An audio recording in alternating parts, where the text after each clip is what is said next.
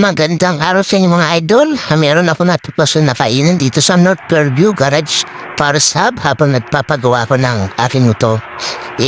Nagutom ako kaya hanap ako ng makainan. Dito nga, nakatagpuan ko itong paresan na to. Marami silang mga menu. Pwede nyo pagpilian pero siyempre tinili ko yung classic pares.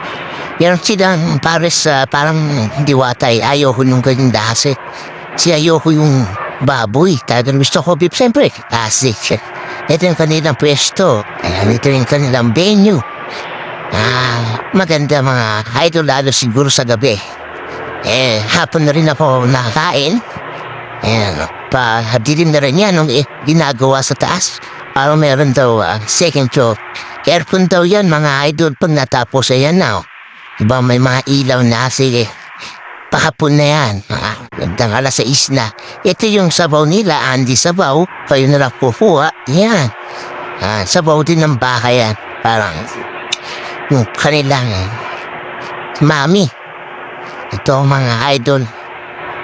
Tapos, meron na din silang Andy. Yung Andy rice, pinhindi ko Andy rice. Dadlaki ng 3 piso. Ito yung classic na pares mga idol. At makatikim ulit tayo nito dahil yung mga hindi kagaya ito ng Pars Kanto mga idol. Ito talaga si original na pares yun. Kita yung pula, malapot ang sabaw, malambot yung bata. Ito yung sabaw nila mga idol. Yeah. Tapos may hatsili sa usawa. May ito guys, ito natin yan, ito mga idol. yung pares niya.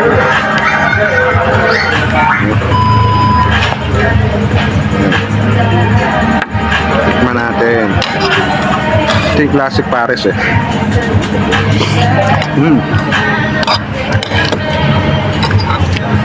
Ang tamis na, saka alat. Saka yung lapot ito yung unang pares talaga bago nauso yung pares kanto. Ito lang, sarap guys. Ito lang sa North Fairview yan eh. Nagutom ako. Galap ako ng pares. Kita ka to. Sarap.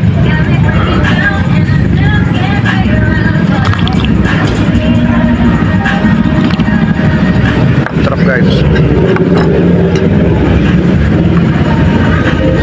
Ano? Lambot ng baka.